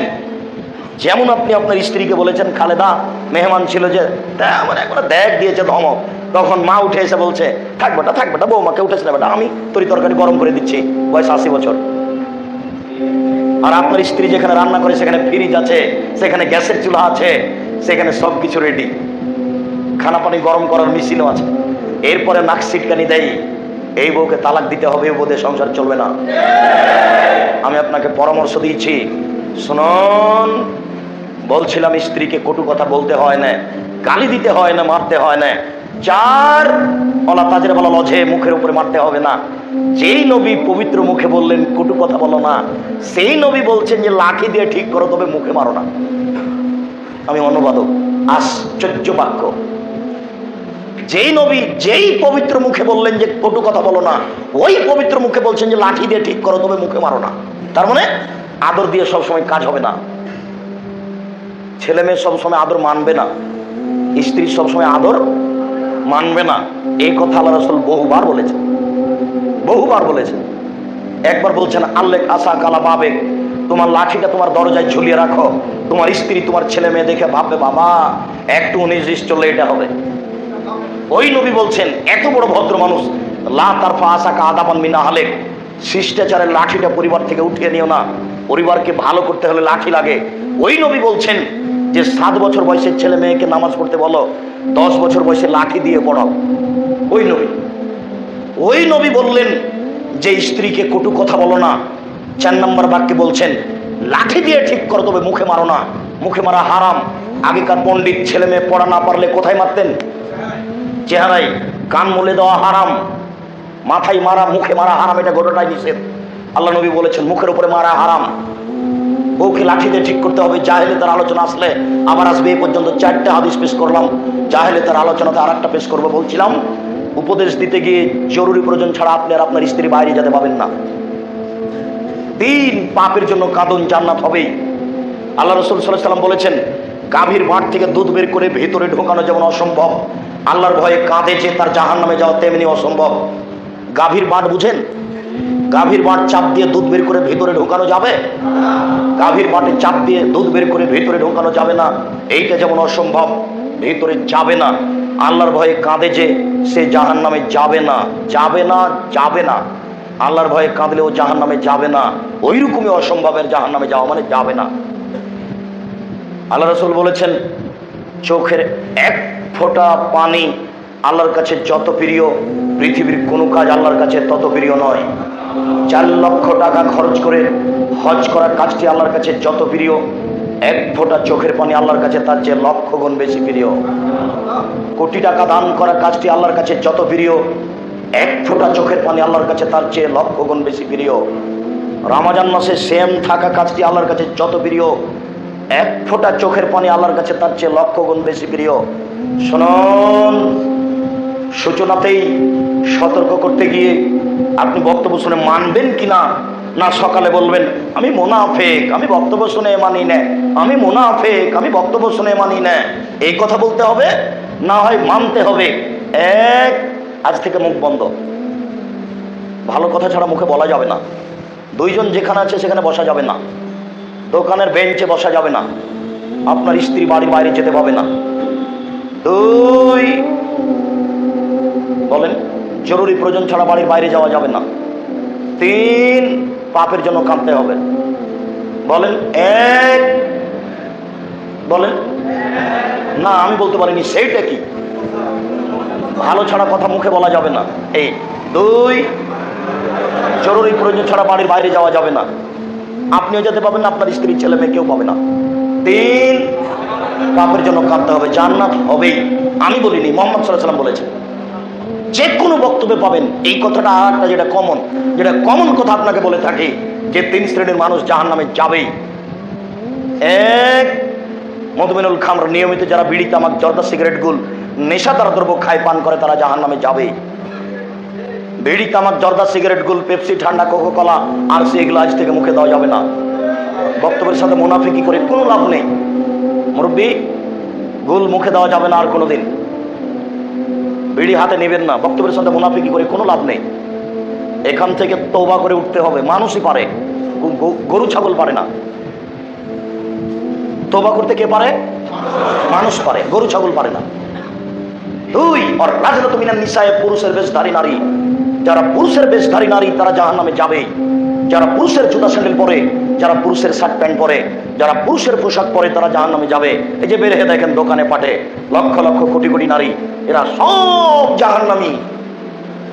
জাহান্নাম বলতে নারী আর নারী, জাহান্নাম বলতে নারী আর নারী, জাহান্নাম বলতে নারী আর নারী, কিছু পুরুষ। এই যে রাস্তাঘাটে দেখছেন সব জাহান্নামের খড়িয়েরা। তিন, দায়ুস। দায়ুস কে? আল্লাযী ইউকিরু ফি আদিল খাবাসা, যে তার বাড়িতে বেহায়াইর সুযোগ দিচ্ছে সে হলো দায়ুস। জান্নাত হবেই তিনটি কাজ, জাহান্নাম হবেই তিনটি কাজ। বলেন তো জান্নাত হবেই তিনটি কাজ কি? এক, মুখে ভালো কথা ছাড়া বলা হবে না। দুই, জরুরি কাজ ছাড়া বাইরে যাওয়া যাবে না। তিন, পাপের জন্য কাঁদতে হবে। এটাতে জান্নাত হবেই। জাহান্নাম হবেই। এক, নিয়মিত বিড়ি তামাক জর্দা সিগারেট গুল খায় যারা। দুই, পুরুষের বেশধারী নারী যারা। তিন, যেসব বাপ দায়ুস, যার মেয়েরা নগ্ন পোশাক পরে স্কুল কলেজে যায়, যার স্ত্রী শাড়ি পরে ছোট ব্লাউজ পরে থাকে, ওর একটু শরম হয় না যে আমার এই হাতের বাহু থেকে নিয়ে কবজি পর্যন্ত এইটুকু ফ্রি নাকি? এইটুকু ফ্রি নাকি আপনার স্ত্রীর? এই ছেলে, তোমার মায়ের এগুলো ফ্রি? কেন এগুলো মনে করেন আছে? ঠিক নয়। শুনুন, আপনাকে আমি জাহেলিয়াতের একটা নকশা দেখাই। মহান আল্লাহ বলেন, বন্যতার যুগে, বর্বরতার যুগে, অসভ্যতার যুগে কোনো মানুষের মেয়ে জন্ম নিলে তার মুখটা কালো হয়ে যেত, যেন সে বিষ পান করেছে। বিষ পান করলে শরীরের আকৃতি পরিবর্তন হয়ে যায়। মেয়ে জন্ম নেওয়ার খবর শুনলেই মুখের আকৃতি পরিবর্তন হয়ে যেত। এটা ওয়ারা মিনাল কওমি মিন সুয়ে মাবুসরা বিহি, মানুষ সমাজে যেত না, লুকিয়ে থাকতো। কেন? তাকে বলা হয়েছে তোমার মেয়ে জন্ম নিয়েছে, এটা লজ্জার কারণ, সেই জন্য বাইরে যেত না। আয়ুমসিকুহা আলা হুনিন আম ইয়াদুসসুহু ফিত তুরাব, সে চিন্তা করতো কি করি, অপমান অবস্থায় মেয়েকে রেখে দিব না মাটিতে পুঁতে দিব। যদি মাটিতে পুঁতে দিই বালাই চলে গেল, যদি রেখে দিই অপমান সুনিশ্চিত। মেয়ে থাকলে অপমান হতেই হবে। এটাই আল্লাহ নকশা উল্লেখ করছেন জাহেলিয়াতের যুগের। বন্যতার যুগে, জাহেলিয়াতের যুগে মেয়েকে মাটিতে পুঁতে দেওয়া হতো। সেই নকশা আল্লাহ উল্লেখ করেছেন মেয়ে বাড়িতে থাকলে অপমান হতেই হবে। আপনাকে দেখাই, ওই জাহেলিয়াত আবার ফিরে এসেছে। কথাটুকু একটু স্পষ্ট করে বাকি অংশের দিকে যাচ্ছি। মেয়ে জন্ম নিয়েছে, বাড়ির বাইরে গেলাম, ফুফুর সাথে দেখা। ফুফু আমাকে বলছেন, কি খবর খালেদ, তোমার নাকি মেয়ে হয়েছে? বাবা, জি ফুফু। ও, তাহলে কি করবো, একটা ডিপিএস খুলো, মেয়ের তো বিবাহ দিতে হবে। আরে আশ্চর্য, ফুফু আমাকে এই কথা বললো মানে? একটু পরে আমার দাদির সাথে দেখা। আমার দাদি বলছে, খালেদ তোর নাকি মেয়ে হয়েছে রে, কি করবি, একটা গাভী কিন। তার মানে আমার মেয়ে কি ভাগ্য ছাড়াই জন্ম নিয়েছে নাকি? বলে কি এরা? আমার মেয়ে কি ভাগ্য ছাড়াই জন্ম নিয়েছে? পৃথিবীর সৃষ্টির 50,000 বছর পূর্বে আমার মেয়ের ভাগ্য লেখা হয়েছে। যেদিন আমার মেয়ে তার মায়ের পেটে 4 মাস, সেদিন আবার লেখা হয়েছে। যেদিন বছরের লাইলাতুল কাদর হবে, সেই দিন 1 বছরের জন্য আবার লেখা হবে। এক ভাগ্য 3 বার লেখা হয়। এক, পৃথিবী সৃষ্টি 50,000 বছর পূর্বে কে তার স্বামী হবে, কোথায় হবে, তা 50,000 বছর পূর্বে লেখা আছে। আবার লেখা হয়েছে কখন? মায়ের পেটে যেদিন 4 মাস। আবার ওটা রেনিউ হবে কখন? প্রত্যেক রমজানে লাইলাতুল কাদরে। আর আমার দাদি বলছে যে তুই একটা গাভী কিন। আশ্চর্য। কয়দিন পরে আমার চাচা আমাকে বলছে, আমার তোর মেয়েকে পার্কে একজনের সাথে বসে থাকতে দেখলাম রে। ছি ছি ছি ছি ছি। মেয়েকে পড়তে দিলাম চিটাগাং বিশ্ববিদ্যালয়ে, রোজ ঢাকা থেকে খবর নিচ্ছি, আম্মু ভালো করে পড়াশোনা করি, আম্মু যা কিছু খাওয়ার প্রয়োজন খাবা, টাকার কথা, টাকা প্রয়োজন হলে বলবা, বিকাশে পাঠিয়ে দিব। খালেদকে বলছি, খালেদ তোর বোনকে একটু দেখিস, দিন রাত আম্মু, এত আম্মু বলছে, মাকে জীবনে এতবার বলেনি। দিন রাত আম্মু। হঠাৎ করে একদিন ভাতিজা বলছে, চাচা কি হয়েছে? খালেদা তো নেই, বিশ্ববিদ্যালয়ে নেই, তো একজন কুৎসিত বদ মক্খর ছেলের সাথে চলে গেছে। তখন আর চাচা বলছে, তোকে ত্যায্যপুত্র করলাম, তোকে ত্যায্যপুত্র করলাম, তোকে ত্যায্যপুত্র করলাম, তোকে যদি পাই তো তোকে আমি একবারে কেটে টুকরা টুকরা করে নদীতে ভাসিয়ে দেবো, পেলেও জবাই করবেই। বলেন আম্মু কোথায় গেল? এর নাম জাহেলিয়াত। এবার এই কথাটা এখানে রেখে দেন, বাকি কথা শেষ হোক, তখন এই কথাটা আবার তুলে ধরবো ইনশাআল্লাহ। এবার জাহেলিয়াত দেখাচ্ছি আপনাকে। সালামা ইবনে ইয়াজিদ আল জৌফি বলছেন, আমি আর আমার ভাই ইনতালাইতালাম নবী সাল্লাল্লাহু আলাইহি সাল্লাম, নবীর কাছে গেলাম, গিয়ে বললাম, আল্লাহ রাসূল, উম্মানা মুলাইকাতা, আমাদের মা মুলাইকা, আল্লাহর নবী, আমাদের মা মুলাইকা তাসিলুর রাহিমা, মানুষের সাথে ভালো আচরণ করতেন, সবার সাথে ভালো ব্যবহার। অত্যাকরি জাইফা, আমার মা মেহমানকে খাওয়াতেন, ফকির মিসকিনকে খাওয়াতেন। ওয়াত্তাফালো ওয়াত্তাফালো, আমার মা এই করতেন এই করতেন, শুধু ভালো কাজ করতেন। হালাকাত ফিল জাহেলিয়া, জাহেলিয়াতের যুগে, বন্যতার যুগে আমার মা মারা গেছেন। আফাযালিকা নাফিউহা, এইগুলো কি আমার মায়ের উপকারে আসবে? কাল আল্লাহ, আল্লাহ রাসূল একবারে নাকচ করে দিলেন, না, কোনো কাজে আসবে না। এইবার পরের বাক্যে আল্লাহ রাসূল, ইন্নাহা ওয়াদাত উখতান লানা ফিল জাহেলিয়া, আমার মা জাহেলিয়াতের যুগে, বন্যতার যুগে আমার একটা বোনকে মাটিতে পুঁতে দিয়েছিলেন। আমার মা জাহেলিয়াতের যুগে আমার একটা বোনকে মাটিতে পুঁতে দিয়েছিলেন। আদালেকা নাফিউহা, এইটা কি আমার মায়ের কোনো কাজে আসবে? কালা আল ওয়াইদাতু আল মাউদাতু ফিন নারে, যাকে পুঁতে দেওয়া হয়েছে সে এবং যে পুঁতে দেওয়া হয়েছে সে, দুইজনই জাহান্নামে যাবে। তার মানে তোমার মা আর তোমার বোন দুইজনই জাহান্নামে যাবে।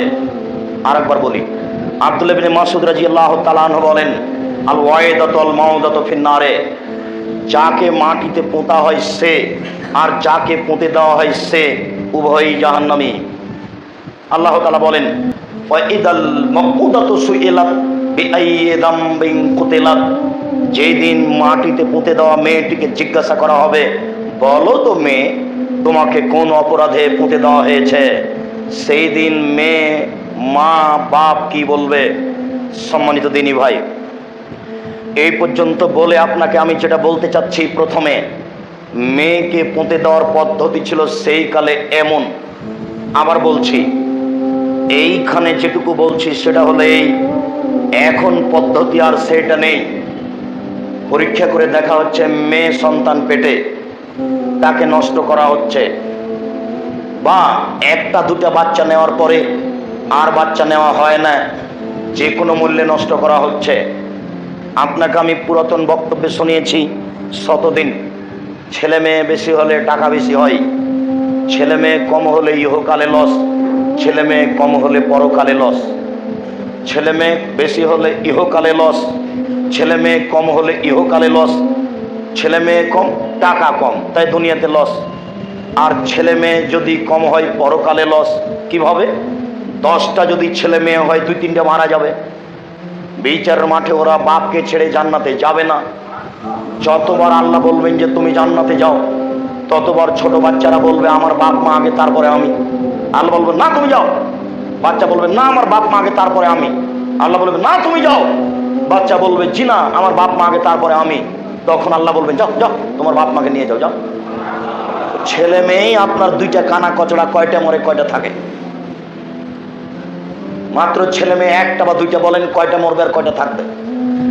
এই জন্য বেশি নিতে হয়। এদিকে তো লস আছেই, আর পুঁতে দিলে বিশাল বিপদ। কি দিয়ে বুঝাবেন আপনি, আর কি দিয়ে বুঝবে আপনার স্ত্রী আর আপনার মেয়ে?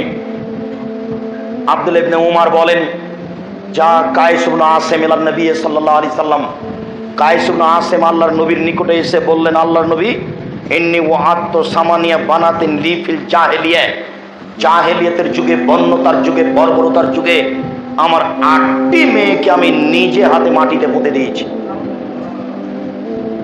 এইবার একটু শোনেন কিভাবে মাটিতে পুঁতে দেওয়া হতো। বাপ আগে মাঠে গর্ত করে আসতেন, এরপরে মাকে বলতেন মেয়েকে সাজিয়ে দাও, মা মেয়েকে সাজিয়ে দিত। বাপ মেয়েকে গর্তের পাশে নিয়ে গিয়ে বলতেন আম্মু একটু গর্তের দিকে দেখো তো আম্মু। তখন মেয়ে গর্তের দিকে তাকিয়ে দেখতো, বাপ তখন দুই পা ধরে ধাক্কা দিয়ে উল্টে ফেলে দিত। এবার মেয়ে গর্তের ভিতরে পড়ে বলতো আব্বু আমাকে বাঁচান, আব্বু আমাকে বাঁচান, আব্বু আমাকে বাঁচান। এই কণ্ঠের উপরে বাপ দুই দিক থেকে মাটি টেনে পুঁতে রেখে চলে আসতো। এখন আপনাকে আমি বলতে চাচ্ছি, আপনি কি মনে করছেন যে তার মহব্বত মেয়ের উপরে ছিল না? আপনি কি বলতে চাচ্ছেন যে বাপ পাষাণ তাই মেয়েকে মাটিতে পুঁতে দিয়েছে? জি না, পরিস্থিতি এত জটিল, পরিস্থিতি এত কঠিন, এর নাম জাহেলিয়াত।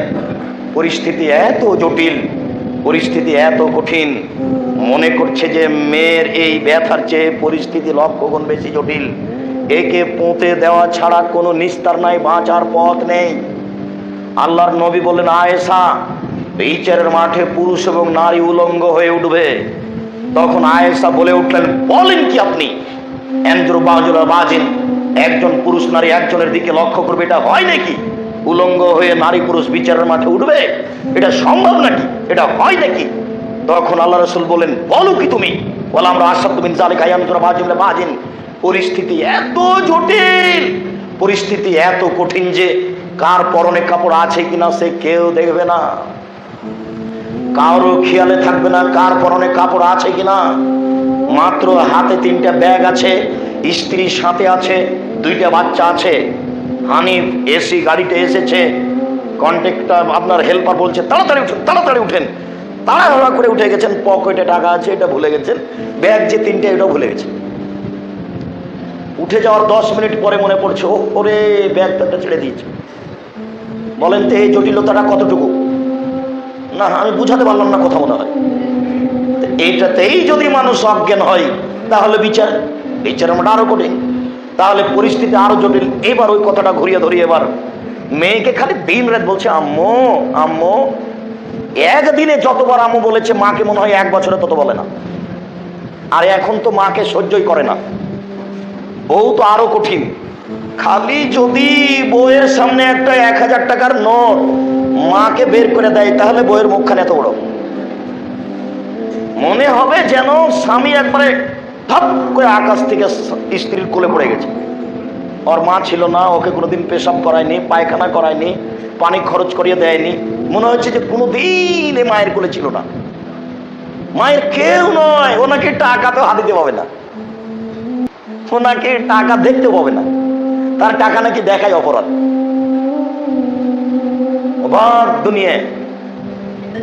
সম্মানিত দিনী ভাই, যেই কথা আমি বলতে চাচ্ছি সেটা হলো এই, লক্ষ্যবার যে মেয়েকে আম্মু বলে সেই মেয়েকে এখন কেন বলছে তোকে ত্যায্য পুত্র করলাম, তোকে ত্যায্য পুত্র করলাম, তোকে ত্যায্য পুত্র করলাম, তোকে যদি পাই তো তোকে কুরবানি করব।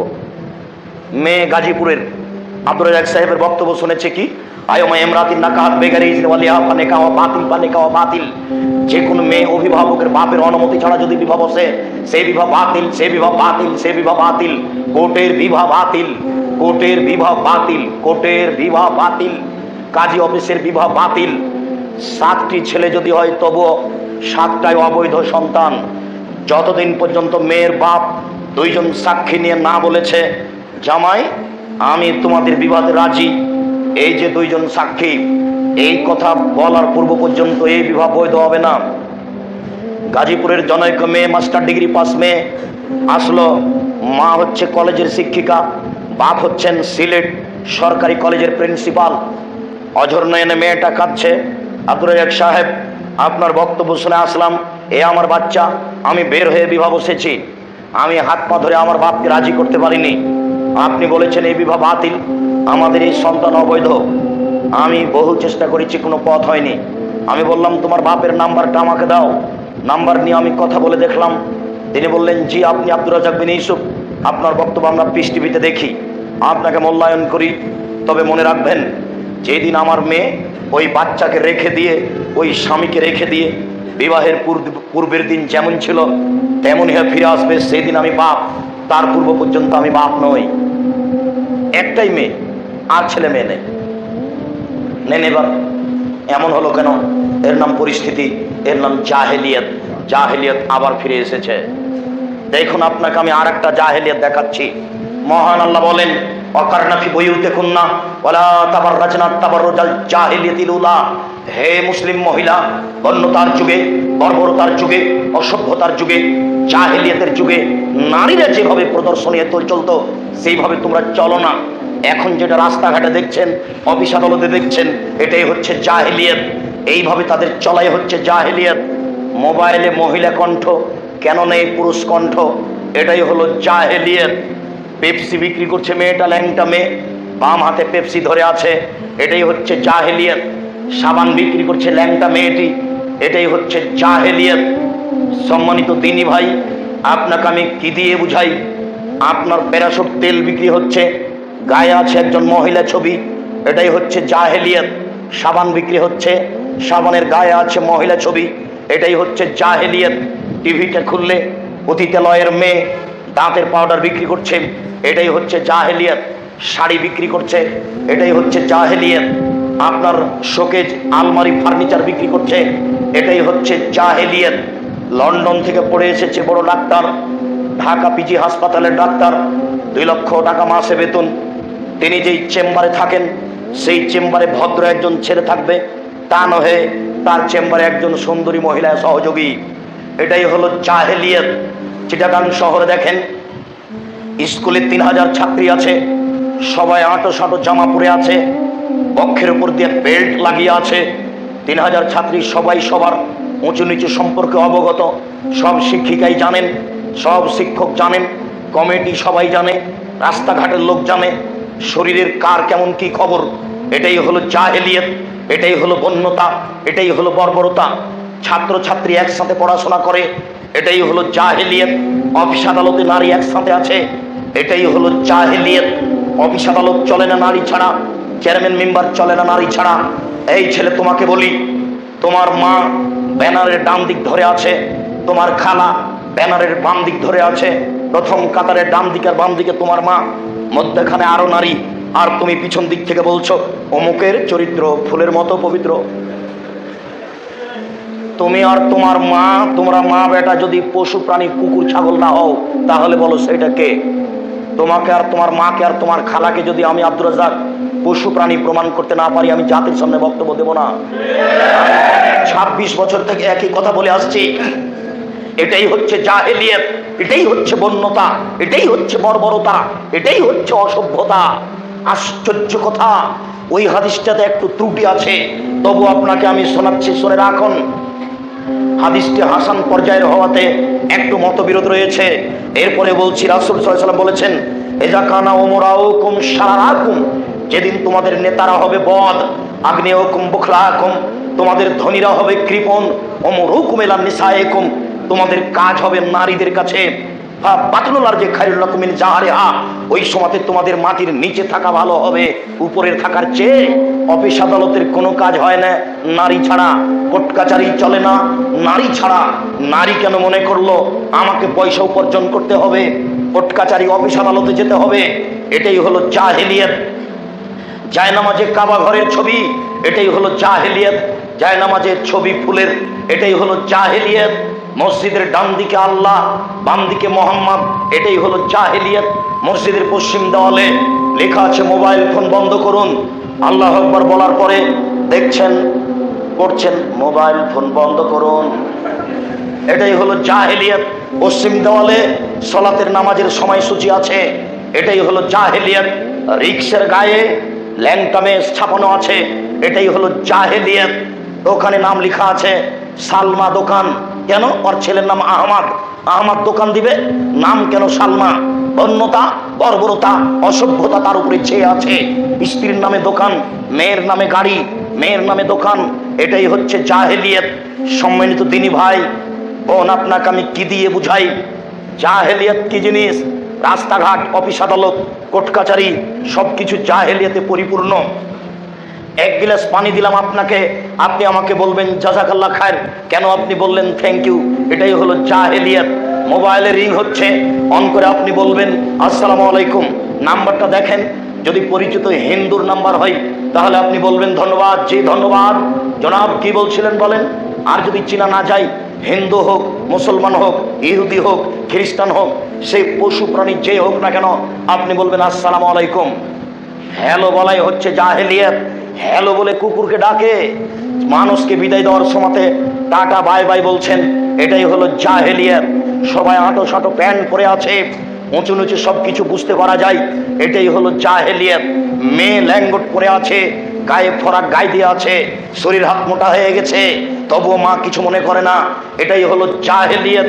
জামাই বাড়িতে আসলে যুবতী মেয়েকে পানি দিয়ে পাঠাচ্ছে, চা দিয়ে পাঠাচ্ছে, জামাই যুবতী মেয়েকে কোলে নিয়ে বসে আছে, শাশুড়ি দেখতে পাচ্ছে, কিছুই বলে না, এটাই হচ্ছে জাহেলিয়াত। সেলিকাকে নিয়ে হাট বাজার করতে হবে, এটাই হলো জাহেলিয়াত। কি দিয়ে বুঝাই আপনাকে আমি? সিনেমার লোকটা গায়ে শার্ট আছে, উপরে কোট আছে, পরনে প্যান্ট আছে, পায়ে মোজা আছে, উপরে জুতা আছে, গলায় টাই আছে, আর মহিলাটি তার সামনে আছে, পরনে কোনো কাপড়ই নেই, সিনেমা চলছে, এটাই হচ্ছে জাহেলিয়াত। কি দিয়ে বুঝায় আপনাকে? আপনাদের চিটাগাঙ্গের সেই ভদ্রলোকটি, তার ছেলেটি লন্ডন থেকে পড়ে এসেছে, খুব ব্রেনিয়ান সতেজ ব্রেনের ছেলে, সেই দিন গাড়ি থেকে নামলো, নামার সময়তে তার গায়ে পোশাক ভালো ছিল, তার স্ত্রী গাড়ি থেকে নামলো, গায়ে হালকা হালকা পোশাক আছে, তার মেয়ে যখন গাড়ি থেকে নামলো, দেখা গেল গায়ে তেমন পোশাক নেই, দেখা গেল গাড়ির পিছন দিকে কুকুর, এটাই হলো জাহেলিয়াত। রাস্তাঘাট কুকুরে পূর্ণ, অফিস আদালত কুকুরে পূর্ণ, বাড়িঘর পুতুল দিয়ে পূর্ণ, ছবি দিয়ে পূর্ণ, এটাই হচ্ছে জাহেলিয়াত। এখানে কয়েকজন বসে আছেন, অনেকেরই বাড়িতে পুতুল আছে, শোকেজে 3 নম্বর শ্রেণীর ফালতু অশিক্ষিতা বেহায়া বেশরমা মহিলা পুতুল দিয়ে শোকেজকে সাজিয়ে রেখেছে। এই বোকা স্ত্রী কার পুরুষ তার পিছনে পিছনে ঘুরে, এই হচ্ছে জাহেলিয়াত। রাস্তাঘাট অফিস আদালত সবকিছু জাহেলিয়াতে পরিপূর্ণ। কি দিয়ে বুঝাই আপনাকে আমি? জাহেলিয়াত আবার ফিরে এসেছে। আল্লাহ তাআলা বলেন, ওয়াকারনা ফি বুয়ুতিকুন্না ওয়ালা তাবাররাজনা তাবাররুজাল জাহেলিয়াতিল উলা। হে মুসলিম মহিলা, তোমরা বাড়িতে থাকো। অন্যতার যুগে, বর্বরতার যুগে, অসভ্যতার যুগে, জাহেলিয়াতের যুগে নারীরা যেভাবে রাস্তাঘাটে চলতো প্রদর্শনী দিয়ে, সেইভাবে তোমরা চলো না। সেটাই হলো এটা, যেমন আপনারা দেখছেন। তাহলে বোঝা যাচ্ছে জাহেলিয়াত আবার ফিরে এসেছে। অন্যায় অবিচার মানুষকে আবার ধরেছে। উকিল জানে না ঘটনা কি, জজ জানে না ঘটনা কি। সেই গ্রামে মারামারি হওয়ার সময়তে 1 নম্বর আসামি ওই সময়তে রংপুরে ছিলেন, সেই হলো 1 নম্বর আসামি। তার মানে এরা ভেবেছে 1 নম্বরে তাকে করতে পারলে, তাকে যদি জেল দেওয়া যায় তাহলে এই গ্রাম চুপ। সেই জন্য তাকে 1 নম্বরে করা হয়েছে। চিটাগাং জেলে 25, 30, 40 বছর থেকে কতগুলি লোক জেলে আছে, সে নিজেই জানে না আমি কেন জেলে আছি। জজ জানে না আসল ঘটনা কি, উকিল জানে না আসল ঘটনা কি, এমনিতেই চলছে। এটাই হলো জাহেলিয়াত। রাসূল সাল্লাল্লাহু আলাইহি সাল্লাম বলেছেন, 3 শ্রেণীর মানুষের সাথে আমি কথা বলবো না। তার 1 শ্রেণীর মানুষ হচ্ছে যারা পায়জামা প্যান্ট লুঙ্গি টাকনোর নিচে রাখে, তাহাজ্জুদ পড়লেও হবে না, হজ করলেও হবে না, আমি আল্লাহ তাদের সাথে কথা বলবো না। এটাই হলো জাহেলিয়াত। বেশি বয়সে জেনা করে যারা, তাদের সাথে আমি আল্লাহ কথা বলবো না, এটাই হলো জাহেলিয়াত। মিথ্যা কথার ভিত্তিতে দায়িত্ব পালন করে যে আমি তার সাথে কথা বলবো না। চেয়ারম্যান, মেম্বার, এমপি, মন্ত্রী, টিওনো, ইওনো, ডিসি, এডিসি, হেড মৌলানা, হেডমাস্টার, প্রিন্সিপাল, ভাইস চ্যান্সেলর, গ্রাম সরদার, মসজিদের মুতাল্লি, মাদ্রাসার পরিচালক, জেল সুপার, যে যেখানে দায়িত্ব পালন করছে সবাই 3 নম্বর শ্রেণীর মানুষ, ও ইতর শ্রেণীর মানুষ। এটাই হচ্ছে জাহেলিয়াত। জাহেলিয়াত আবার ফিরে এসেছে। কি দিয়ে বুঝাই আপনাকে আমি জাহেলিয়াত কি জিনিস? এই স্কুলের কমিটি জাহেল, শিক্ষিকা জাহেল, ছাত্র জাহেল, এলাকাবাসী জাহেল, পুরো দেশটা জাহেলিয়াতে পরিপূর্ণ।